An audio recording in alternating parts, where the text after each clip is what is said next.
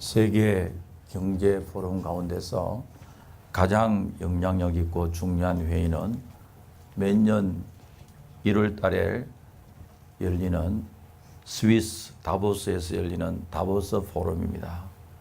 이 다보스 포럼의 창시자이며 회장인 클라우스 슈밥이라는 사람은 제4차 산업혁명에 대하여서 이렇게 이야기했습니다. 과거에는 큰 물고기가 작은 물고기를 잡아먹는 세상이었지만은 그러나 제4차 산업혁명에서는 빠른 물고기가 느린 물고기를 잡아먹는 세상이 된다라고 했습니다. 그러면서 기업에서 성공하기 위해서는 생각부터 변화되어야 된다. 지금까지 생각을 완전히 변화시켜야만 살아남을 수 있고 과감하게 변화시켜야 된다고 하고 있습니다. 여러분, 이 세상에서 사람들이 많이 사용하는 말 가운데 하나는 체인지, 변화입니다. 오바마 대통령도 대통령 경선에 나서면서 변화에 대해서 많은 이야기를 했습니다. 우리 한국의 지도자들도 이제는 변화해야 된다, 변화에 대한 말을 많이 했는데요. 그래서 사람들이 헌법도 개정하고 시스템도 바꾸고 제도도 바꾸고 사람도 바꿉니다. 그러면 처음에 바꿀 때는 뭔가 대단해 보이지만은 그러나 몇 년 지나고 나면은 그게 그거고 별 차이가 없습니다. 외적인 변화, 제도적 변화 이런 것도 중요하지만은 사람이 변하지 아니하면은 진정한 변화라고 할 수가 없습니다. 아무리 다 바꿔도 그 제도를 운용하는 자는 사람이거든요. 그러므로 진정한 변화는 사람이 변하고 삶의 변화고요. 그럼 사람은 어떻게 변하는가? 여러분, 사람은 훈계도 교육으로도 변하지 않고 진정으로 사람의 변화는 하나님의 은혜로 변화된다는 사실을 믿으시기 바랍니다. 성령께서 변화시키시고요. 하나님께서 우리를 변화시킵니다. 성경은 사람의 변화에 대해서 너무너무 많이 소개하고 있습니다. 하나님을 만나고 예수님을 만나서 변화되는 모습을 성경은 기록하고 있습니다. 우리 전번 시간에는 성전 미문에 앉아서 구걸하던 한 안전뱅이, 나면서부터 걷지 못한 사람이 예수님의 은혜로 변화된 사건을 대해서 생각했습니다. 베드로와 요한은 은과 금은 내게 없지만은 내게 있는 것으로 너에게 준다. 곧 나사렛 예수의 이름으로 걸어라 할 때 이 병자가 일어나서 걷기도 하고 뛰기도 하고 성전 안에 들어가서 하나님을 찬양하는 이 모습을, 이 사건을 생각했습니다. 참된 변화입니다. 육신도 변하고 영적 변화도 일어났고 심령의 변화도 일어났습니다. 그런데 사람이 낫고 사람이 변화되는 이 좋은 변화 속에서 모든 사람들이 기뻐하고 찬양하고 있는데 이 사건을 두고 시비가 벌어지고 있습니다.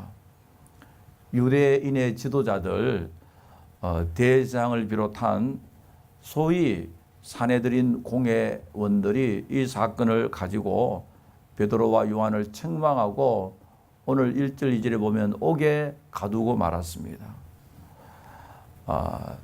그때 9절에서 베드로는 이런 이야기 하는데요. 만일 병자에게 행한 착한 일에 대해서 이 사람이 어떻게 구원을 받았냐 우리에게 질문한다면 착한 일, act of kindness, 착한 일에 대해서 말하는데요. 여러분, 착한 일을 하고 난 후에 옥에 갇히고 말았습니다. 여러분, 하나님을 위하여 또 다른 사람을 위해서 좋은 일을 한다고 해가지고 항상 칭찬받을 기대하지 마세요. 얼마든지 비판을 받고 어려움을 당할 가능성도 많이 있습니다. 베드로와 요한이 옥에 갇혔는데요. 왜 옥에 갇혔나? 이 안전병이를 고치고 또 사람이 변화되었기 때문에 지금 옥에 갇히고 말았습니다. 구체적으로 보니까 예수 안에 죽은 자의 부활이 있다고 백성을 가르치고 전함을 싫어하여 예수님의 이름으로 이 환자를 고쳤기 때문에 옥에 갇히고 말았습니다. 우리가 어떤 사건이 생기면 그 사건은 설명을 기계적으로 할 수가 없습니다. 왜냐하면 그 사건 속에 좋은 일도 있고 나쁜 일도 있고 아무리 악한 사람의 일도 긍정적 면도 있고 부정적 면이 있고요. 성경에 나타난 사건도 보면 하나 유기적으로 설명하고 있거든요. 왜냐하니까 이 안전뱅이가 고침받고 난 후에 뛰기도 하고 걷기도 하고 뛰면서 하나님을 찬양하고 많은 사람들이 기뻐하고 즐거워했는데 그것으로 끝이 나면은 얼마나 좋겠어요. 그러나 이 좋은 사건에 대해서 나쁘게 설명하고 이해하는 사람이 있습니다. 그게 우리의 삶의 정황이거든요. 여러분 개인이나 가정이나 교회나 이 사회에 어떤 사건이 생기면 그 사건을 이해하기는 굉장히 복잡합니다. 쉽지 않습니다. 어떤 사람은 그 사건을 긍정적 면만 생각하는 사람이 어떤 사람은 그 사건을 부정적 면만 생각하는 사람이 있고요. 오늘 이 사건의 앵글을 하나님의 입장에서 보면 너무너무 귀한 사건이죠. 그러나 그 당시에 기득권자들 사내들인 공의 입장에서 보면 이거는 죽일 죄를 지은 사람들입니다. 한 사건을 가지고 이렇게 정반대의 이해를 하고 있습니다. 그게 우리의 인생살이거든요. 어떤 사건이 생기면 그게 한마디로 말할 수가 없습니다. 그래 우리 크리스찬들은 그 사건을 바라볼 수 있는 영적 안목이 필요하거든요. 매스컴이 무슨 이야기 할지라도 어떤 사람이 그렇게 할지라도 그러나 우리는 성경을 가지고 이 사건 하나님 앞에 이 사건의 의미가 무엇인지를 우리가 볼 줄 알아야 됩니다. 오늘 이 사건은 하나님께서 우리의 인간을 변화시키는 하나님의 역사인데요.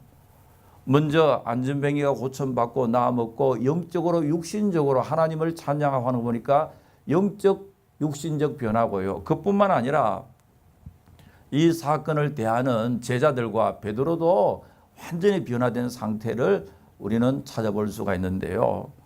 참된 변화고 영적 변화고 의미 있는 변화인 것을 알 수가 있습니다. 그러면은 이러한 변화는 어떻게 일어나는지 우리는 몇 가지 생각했는데요. 첫째로 성령께서 우리의 삶을 변화시킵니다. 8절 보니까요.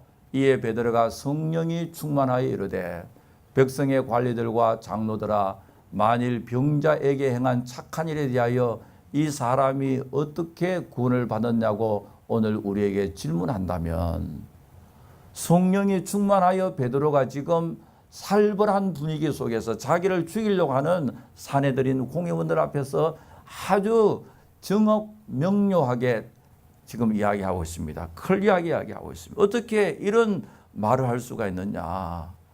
지금까지는 뭐 벌벌 떨고 두려워하고 도망가고 그랬잖아요. 2개월 전만 해도 이 사내들인 콜탑에서 베드로는 멀찍이 도망하고 말았습니다. 그런데 지금은 이 사람들 앞에서 정확하고 클리어하게 예수 그리스도의 능력을 전하면서 어떻게 이런 일이 생겼냐. 성경은 성령이 충만하여 그렇게 말하고 있습니다. 성령이 충만하였다. Filling with the Holy Spirit. 성령이 충만하여. 이것을 볼 때에 성령 충만은 우리 성도들 하여금 다이내믹하게 살아나갈 수 있는 원동력이 됨을 말하고 있습니다. 여러분 성경적으로 볼 때 성령 충만이라는 것은 뭐가 물통에 물이 가득 찬다는 그런 뜻이 아닙니다. 뭐가 비어 있는데 꽉 차는 거예요.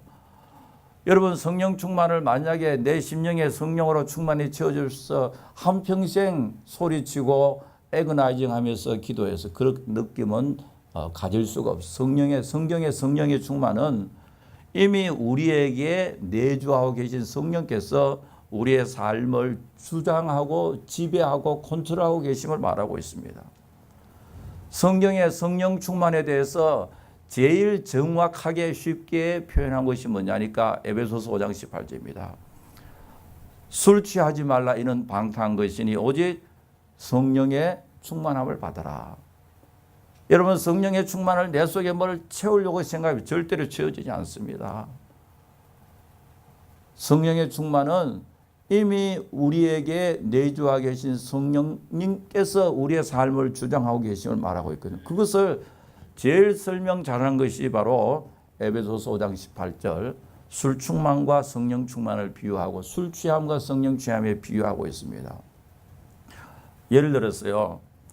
여러분 술 취해 있는 사람은 아무리 은단을 먹고 뭐 향수를 뿌려도 술 냄새가 납니다.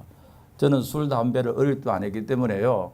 여러분들이 아무리 향수를 뿌리고 하더라도 저는 옆에만 있으면은 이 사람이 담배를 피웠거나 술을 먹었거나 당장 알 수가 있습니다.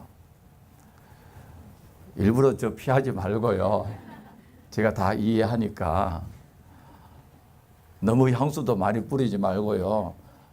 이 담배 냄새하고 향수 냄새가 막 섞여 나면은 제가 좀 알러지가 심하거든요. 그런데 성령 충만한 사람은 어디로 가든지 예수님의 향기가 나타납니다. 성령 충만한 사람도요. 어딜 가도 예수 그리스도의 모습이 나타난단 말이죠. 그리고 술 취한 사람들은 생각과 말과 행동이 전부 다 술의 지배를 받고 있거든요. 성령 충만한 사람도 정신이 아주 똑똑합니다. 그럼에도 불구하고 성령의 지배를 받고 살고 있습니다. 그래서 성경에 보니까 저들이 새술에 취했다. 성령 충만했다고 해서 몽롱해지는 게 아닙니다. 더욱 똑똑해지고 더욱 이성적으로 바르고 더욱 지혜롭고 더욱 판단력이 발라서 모든 생각과 판단이 하나님 중심이 되고 말씀 중심이 되고 교회 중심이 되고 하나님 나라의 중심이 될 수밖에 없습니다. 그리고 또 에베소서에 보면 술 충만과 성령 충만, 성령 취함, 술 취함 비유하고 있는데요. 술 취한 사람들 보면요. 평소에는 나약하던 사람이 이상한 용기가 생깁니다. 그래서요. 온갖 이상한 짓을 다 해놓고 나중에 하는 말이 뭐랍니까? 술김에 했다. 술김에. 참 편리하잖아요. 술김에 했다. 그런데 술 취해서 한 용감한 행동은 나중에 대부분 다 후회할 수밖에 없는, 후회하는, 많은 희생을 치르는 그런 용기고요. 성령 충만하여 생기는 용기는 나중에 생각하면 생각할수록 잘했다. 그때 참 잘했다. 지혜로운 일이고요. 용기도 이 부정적인 용기가 있고 긍정적 용기가 있습니다. 성령 충만의 용기는 긍정적이고 하나님 나라를 세우는 이 컨스트럭티브한 하나님 나라에 큰 도움이 되는 용기단 말이죠. 그리고 보면요. 술을 습관적으로 잘 먹는 사람은 혼자 안 먹더라고요. 누가 있습니까? 술 친구들이 있어요. 자기 식구들, 와이프들하고 아이들한테 별로 돈 안 쓰면서요. 괜히 술 친구들한테는 막 크레딧 카드를 막 끌고요. 그리고 나중에는 뭐합니까? 후회하고요. 성령 충만한 사람도 좋은 믿음의 친구들이 있습니다. 성도들이 있고요. 신앙에 좋은 친구들이 있단 말이죠. 그리고 무엇보다도 성령 충만하게 되면은 하나님의 뜻대로 살고 싶어 하고 감사하고 또 겸손한 마음으로 살아나가는 것을 볼 수 있고 무엇보다도 성령의 역사는 예수님께 영광을 돌리고 우리로 하여금 예수님의 삶을 본받아 살게 하는 역사가 나타납니다. 그러면 어떻게 하면 그 성령이 충만하냐 하니까 무엇보다도 사모해야 됩니다. 사모하고 기도할 때요. 너희가 악한 자라도 좋은 것을 자식에게 줄 알거늘 하물며 너희 하늘 아버지께서 구하는 자에게 성령을 주시지 않게. 여기서는 성령 충만이라고 할 수가 있어요. 성령 충만을 주시지 않겠느냐. 사모하면서 기도할 때 하나님께서 우리에게 성령의 충만함을 주실 줄 분명히 믿습니다. 그리고 말씀의 약속을 믿어야 하고요.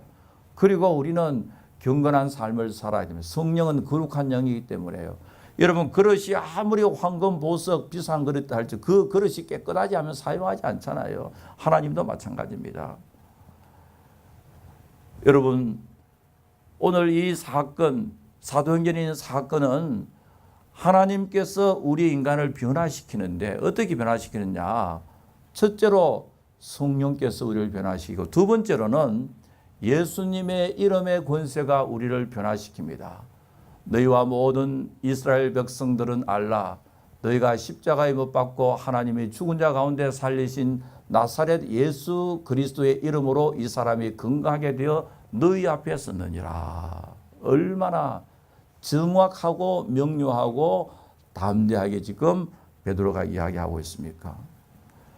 7절에 보니까 이 사내들인 공에 대표되는 제사장이 묻습니다. 대제사장이 묻습니다.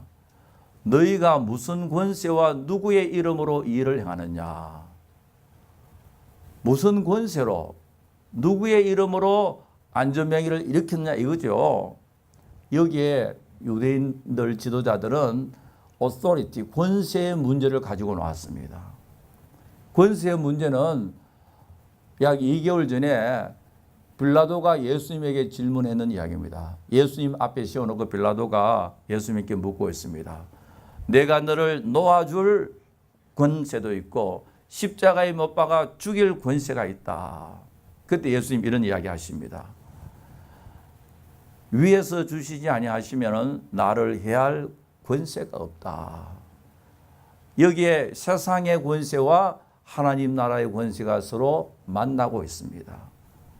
빌라도, 아마 빌라도가 아주 멋있는 제복도 입었을 거예요.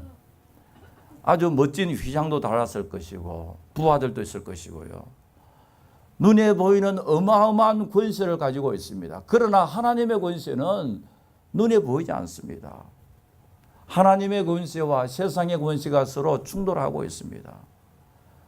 빌라도가 담대하게 내가 너를 살릴 권세도 있고 죽일 권세가 있다. 나의 권세에 복종해라고 이야기하니까 예수님께서 위에서 주신 하나님께서 주신 권세가 아니면은 너희는 아무것도 할 수 없다. 하나님의 권세가 세상의 권세를 부인하고 있습니다.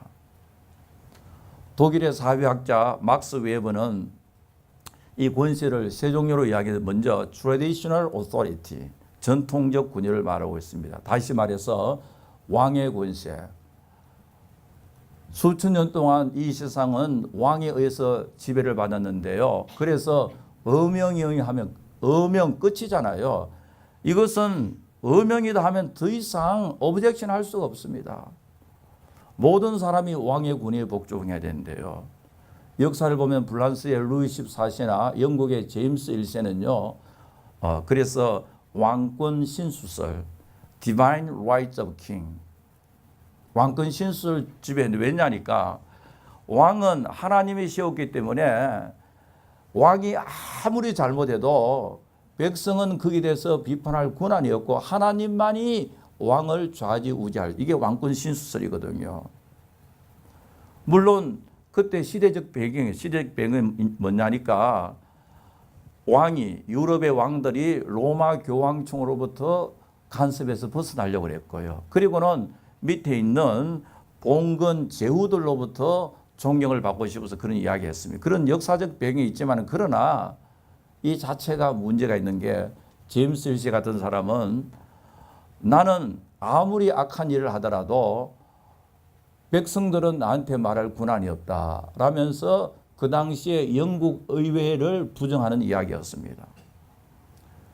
그리고 그 다음에는 무슨 권세가 있냐? 왕의 권세. 그 다음에는요, charismatic authority, 카리스마적 권위가 있습니다. 사회가 고대 사회에서 전제 군주 사회에서 의회주의로 옮겨오면서 왕은 없지만은 그 사회를 지도하는 어떤 외적인 조직체 가운데 인정된 사람은 아니지만은 그 사람이 독특한 카리스마를 가진 사람이 있습니다. 예를 들어서 인도에는 간디가 대통령도 아니거든요. 뭐 국무총리도 아닌데 간디라면 사람들 우르 다 모르고 따른다고요. 평범한 사람이 한마디 하면 별것 아닌데 간디가 이야기하면은 굉장히 소중한 말처럼, 신의 말처럼 여긴다고요. 우리 한국의 김구 선생님 같은 분요. 그리고 그 다음에는 민주사회로 넘어오면은 어느 특정 인간이 중심이 아니라 legal authority. 참으로 민주사회가 잘 발달되는 사회는 사람이 중심이 아니라 법이 중심이 되어집니다. 사람은 계속 바뀌더라도 법 앞에서 equality, 평등하다. 그래서 그 사회는 사람에 의해서 왕에 의해서 질서가 유지되는 것도 아니요, 카리스마가 있는 사람에 의해서 유지되는 것도 아니야, 법에 의해서 질서가 유지됩니다. 그리고 민주주의가 잘 정착된 나라에서는 법적인 권위 이외에 다른 전통적 권위나 카리스마적 권위는 인정받지 못합니다. 여러분, 오늘 이런 이야기 하죠. 옛날에는 참으로 훌륭한 지도자들이 있었는데 오늘날은 지도자가 없었어. 그런데 여러분 알아야 됩니다. 민주사회가 잘 발달된 나라에는 카리스마적인 영웅적인 존재가 나올 수도 없고 나올 필요도 없고, 그런 훌륭한 영웅적인 존재가 나오면 아직까지 민주주의 사회가 임머추하다, 덜 성숙됐다는 것을 말하고 있습니다. 참으로 민주사회가 잘 발달된 나라는요, 영웅적인 인물이 나올 수가 없고, 오히려 민주사회가 잘 발달된 나라는 참 좋은 법률을 만들어 나간 데 있습니다. 건전한 사회가 되기 위해서는 특정한 이름이 높임을 받지 말아야 됩니다. 여러분, 우리 한국에도요, 어떤 사람의 이름만 나면 그 사람에 대해서 우르르 따라가고 몰리고 하는 것은 아직 사회가 덜 발달했다는 이유입니다. 민주사회가 발달할수록 리걸 오토리티, 대통령이라 하더라도 장관이라 할지라도 누구라 할지라도 법 앞에서는 평등하게 법의 권위가 최고로 인정받는 사회가 참으로 성숙한 사회라고 할 수가 있습니다. 여러분, 성경은 인간을 과대평가하는 것을 철저하게 금지합니다. 너희는 인생을 의지하지 말라. 그의 호흡은 코에 있나니 쇠말 가치가 어디 있느냐. 성경은 어떤 사람도 영웅화시키지 않습니다. 아브라함, 다윗, 누구도 훌륭한 믿음의 사람이지만 영웅이 될 수 있고, 아브라함의 부정적이고 다윗의 죄악성들, 모든 족장들의 훌륭한 점도 있지만 죄악들을 성경 그대로 폭로시키고 있습니다. 왜냐하니까 하나님 나라에서 위대한 지도자는 오직 주님밖에 없기 때문에 그렇습니다. 하나님 나라에서는 리더십이라는 게 존재할 수가 없습니다. 여러분, 한 번씩 기독교 리더십이라고 해서 세미나 하는 거 굉장히 잘못되었습니다. 하나님 나라에서는 리더십을 덜 발휘해야만 주님의 리더십이 올라가게 되어 있습니다. 리더십이라는 존재하지 않고요, 멘토라고도 존재하지 않습니다. 여러분, 내가 신앙생활 하는데 어떤 훌륭한 사람이 나의 멘토야 하면 그 멘토가 어느 날 무너져 버리면 여러분들 신앙도 다 무너질 수밖에 없습니다. 훌륭한 사람, 나는 이 사람 모델로 삼아서 신앙생활에 그 사람 무너져 버리면 끝입니다. 성경 그것을 용납하지 않습니다.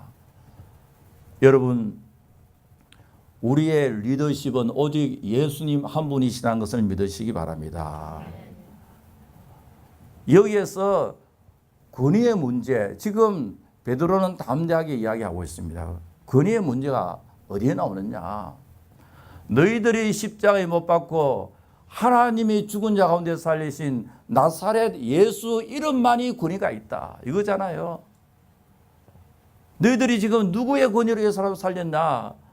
너희들이 십자가에 못 박고 너희들이 죽이고 하나님이 살리신 나사렛 예수님의 이름으로 이 사람이 고침받았다. 지금 여기에서도요, 이 사내들인 사람은 약 한 2개월 전에 예수님을 신문하여 사형 선고를 내렸기 때문에, 물론 죽이기는 빌라도가 죽였지만 사형 선고는 이 사내들이 내렸거든요. 예수님의 이름에 대해서 노이로제적인 불안한 마음이 있다고 다시 부활했어요. 그것을 지금 베드로가 자기들에게 다이렉트하게 정면으로 도전하고 있거든요. 그러니까 속으로 죽이고 싶었다고요. 베드로는 능력의 출처, 능력의 근원은 예수님의 이름에 있음을 정확하게 말하고 있습니다. 내가 한 일은 예수님의 이름밖에 부른 것이 없다. 예수님의 능력이 이 사람을 변화시켰다.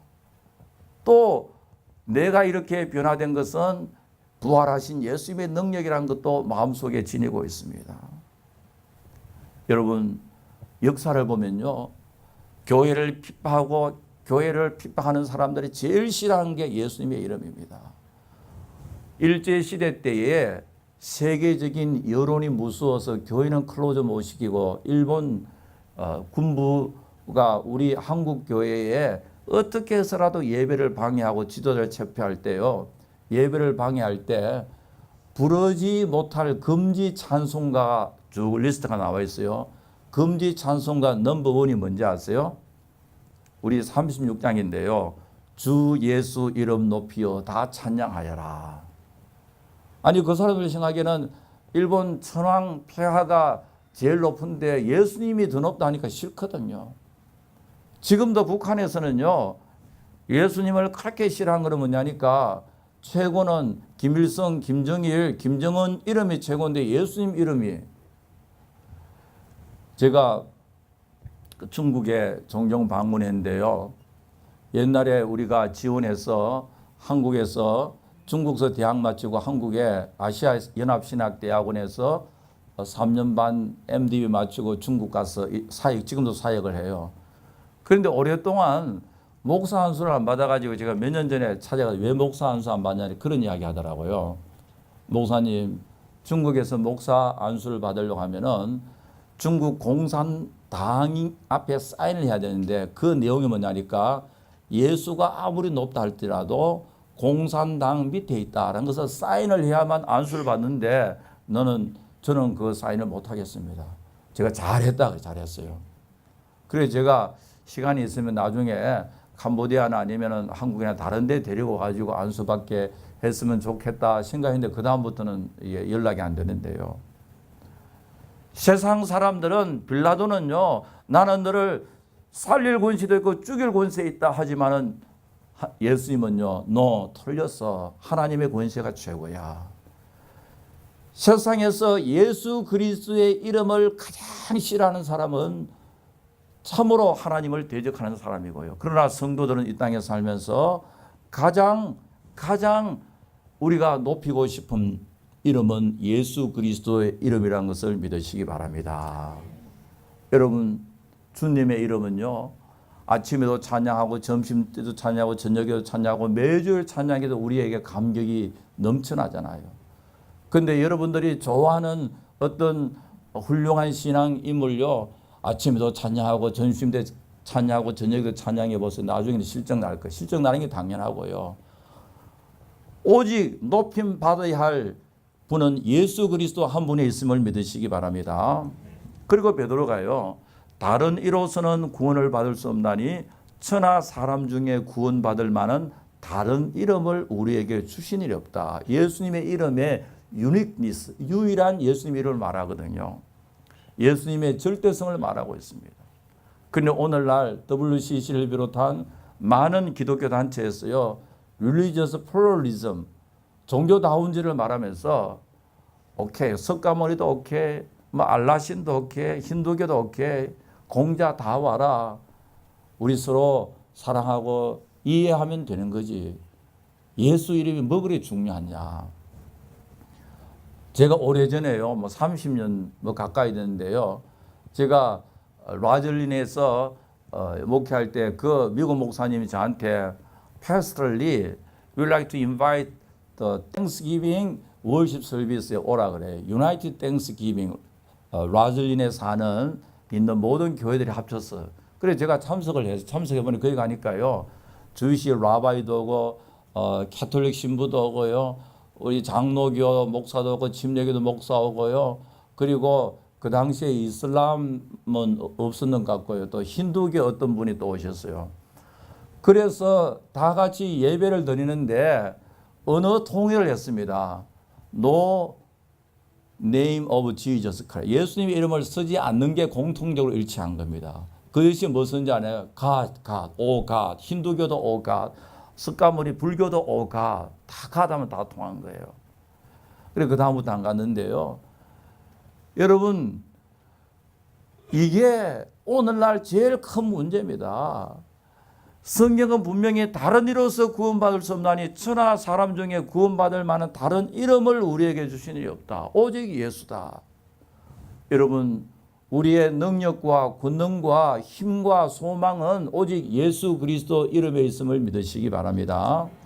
세 번째로 우리가 성령의 능력으로 예수 그리스도의 이름으로 우리가 변화된 삶의 열매 가운데 하나가 뭐냐 하니까 담대함이거든요. 13절에 보니까 그들이 베드로와 요한이 담대하게 말함을 보고 그들은 본래 학문 없는 범인으로 알았다가 이상하게 생각했다. 지금 베드로와 요한이 아주 클리어하게 정확하게 명확하게 예수 그리스도 이름을 전하게 되니까 이 사람들이 한 2개월 전만 하더라도 우리 앞에서 벌벌 떨고 감히 저 멀리 도망간 사람들이 이제 우리 사내들인 공회 72명 앞에 서서 눈도 똑바로 쳐다보고서 정확하게 예수 그리스도 이름을 전하니까 자기들도 깜짝이 놀랐습니다. 이상히 여겼다. 담대하게 말함을 보고요. 여러분, 이들이 담대하게 이렇게 전파할 수 있는 건 성령 하나님의 은혜고 하나님의 말씀을 의지하고, 그리고 계속해서 사도행전에 보면요, in the presence of God, 하나님 앞에서 그렇게 말하고 있습니다. 내가 지금 내 눈에는 막강한 파워를 갖고 있는 당신들이 보이지만, 그러나 내 영적 눈에는 산자와 죽은 자를 심판하시는 하나님 앞에 내가 있다. In the presence of God. 내가 하나님 앞에 있다는 신전의식, 코람되어 그 신앙을 사람들 앞에 이야기하고 있습니다. 여러분, 베드로 요한이 담대하게 저들 앞에 서서 예수님의 이름을 전하는데요. 여러분, 참으로 변화된 사람의 모습을 보면요, 예수님으로 말미암아, 성령으로 말미암아, 하나님의 은혜로 말미암아 담대하게 살아나가는 것을 알 수가 있습니다. 우리 인민생활도요, 여러분들 미래를 생각할 때 불안하고요, 또 육신이 약해지는 모습을 보고 너무너무 답답해요. 오래전에 어떤 분들은요, 연세가 많으셔가지고 지금 몸에 큰 암이 들어서 닥터가 그래요. 6개월 이상 못 살겠다 그러는데, 이분은요, 불안해가지고 목사님 살고 싶습니다. 내가 이렇게 해서 죽다니 얼마나 안타까운 일입니까? 그토록 죽기 싫고 살고 싶어 하는 사람인데 제가 좀 더 능력이 있으면 이렇게 한 100세 더 살아라고 할 수 있겠는데, 그분 연세가 벌써 80이 넘었는데요. 너무너무 불안하잖아요. 경제적으로, 사회적으로, 가정적으로 미래의 모든 일들이 uncertain하거든요. 불확실하거든요. 그러나 예수님으로 말미암아 믿음 있는 사람들은 담대한 마음으로 내일을 향하여 힘있게 나아갈 수 있는 힘이 생기는 것을 믿으시기 바랍니다. 두렵고 떨리고 uncertain하고 참으로 우리의 마음은 복잡한 이런 감정이 생기지만, 그러나 하나님께서 우리에게 내일을 향하여 나아갈 수 있는 그 불안한 미래를 향하여 내 몸을 던지며 나갈 수 있는 힘과 용기를 하나님께서 주실 줄 분명히 믿습니다. 성경에 보니까요, 사랑 안에는 두려움이 없고 온전한 사랑이 두려움을 내어 쫓는다. 여러분, 우리 이민생활 속에 두려움이 얼마나 많이 있습니까? 너무너무 두려움이 많습니다. 그러나 우리의 마음속에 예수님의 사랑이 충만하면은, 우리가 주의 사랑 가운데 살면은 주님께서 성령으로 말미암아 말씀의 역사 가운데 여러분들 마음에 있는 모든 두려움을 다 내어 쫓아주실 줄 분명히 믿습니다. 미국 대통령 선거 하루 전날, 월요일 날 뉴욕 타임즈에 발표가 있습니다. 이번 선거에서 85% 당선될 확률이 힐러리에게 있다. 힐러리가 85%. 그리고 프린스턴 선거 컨소시엄과 허핑턴 포스트에는요, 몇 프로 확실한지 알아요? 99%. 99%. 그 유명한 이 여론조사나 이런 정치학자들 99% 힐러리가 된다. 그런데 결과는 다 틀렸어요. 또 결과가 틀리고 나니까 또다시 또 이론들이 많아요. 사람은 이 이론을 만드는 데는 대단합니다. 선거하기 전에는 이렇게 해놓고 또 안 되니까 또 여론조사가 왜 안 됐느냐 그러고 또 하는데, 가만히 보니 설득력 있는 이론 가운데 하나가 이 브래들리 이펙트라는 게 있어요. 브래들리 효과. 1982년도 캘리포니아 주지사 출마한 흑인 후보 토마스 브래들리가 있는데요. 여론조사를 해보니까 브래들리가 월등하게 이겼습니다. 다 이겼습니다. 그래서 매스컴들이 이번에는 누가 주지사 토마스 브래들리다. 그런데 결과를 보니까 이겼겠어요, 적겠어요? 좋습니다. 그래서 사람들이 브래들리 효과다. 왜냐니까 백인들이 인터뷰를 하고 전화 받을 때는 이 인종 편견을 갖추기 위해서 흑인 브래들리라고 다 그렇게 이야기해놓고 투표장 가서는 백인 후보를 찍어버렸어요. 그래서 이번에도 무슨 말이 생겼냐니까 지금부터 약 35년 전에는 브래들리 이펙트라는 말이 있으니 이번에는 뭡니까? shy Trump voter. 그러니까 내가 트럼프를 지지한다고 하니까 하도 이게 막 사람들이 싫어하니까 힐러리를 찍는다 해놓고 투표장에 가서는 누구 찍었습니까? 트럼프를 찍어요. 그래서 이번에는 shy Trump voter. 이게 앞으로 또 한 몇십 년 동안 이 말이 사용될 가능성이 있습니다. 근데 사실 미국이나 한국이나 유권자들의 지지도를 조사하는 건 샘플을 조사하는데요. 0.00001, 0이 4가 됩니다. 0.00001. 100만 명이 투표한다면 그저 한 1000명 정도 샘플을 조사하잖아요. 물론 과학적 방법이 다 동원되지만은 그러나 그게 정확하지 아니하는 경우도 많이 있지 않습니까? 성량을 숨긴 투표자들. 물론 세상에서는 이런 일도 일리가 있지만 그러나 여러분 우리의 신앙의 문제는요. shy Trump voter가 되면 안 됩니다. 신앙은요. 개인적으로나 누구 앞에서라도 yes or no가 분명해야 됩니다. 우리가요.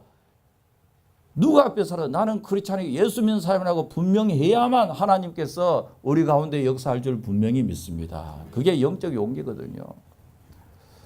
요즘 한국이 얼마나 시끄럽습니까? 이렇게 시끄러울 때는요. 우리가 조용히 국가를 위해서 많이 기도해야 됩니다. 이 문제를 해결하실 분은 하나님 한 분밖에 없시기 때문에요. 여러분 여당의 자유 야당 그게 아니잖아요.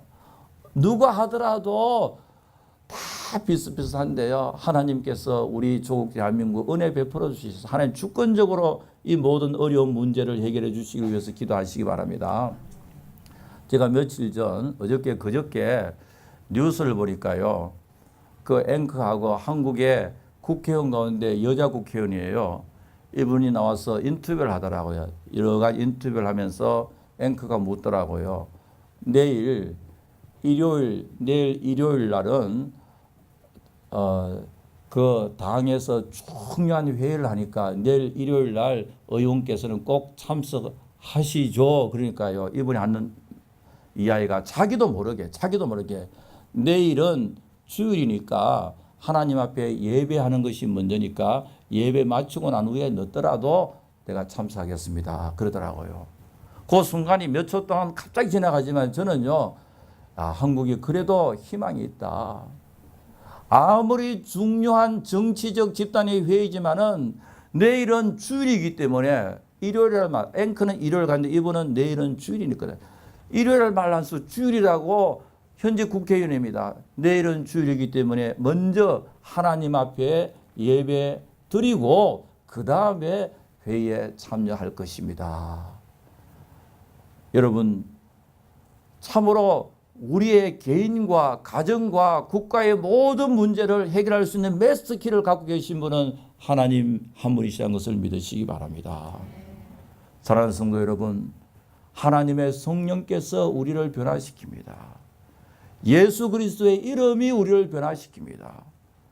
하나님께서 우리를 변화시킬 때 우리는 내일을 향하여 담대하게 모든 두려움과 걱정과 염려를 물리치고 힘있게 나아갈 수 있음을 분명히 믿습니다. 아버지 하나님 감사합니다. 참으로 불확실한 이 미래를 바라보면서 여러 가지 어려움과 고통과 두려움이 있는 이민 생활을 살고 있습니다.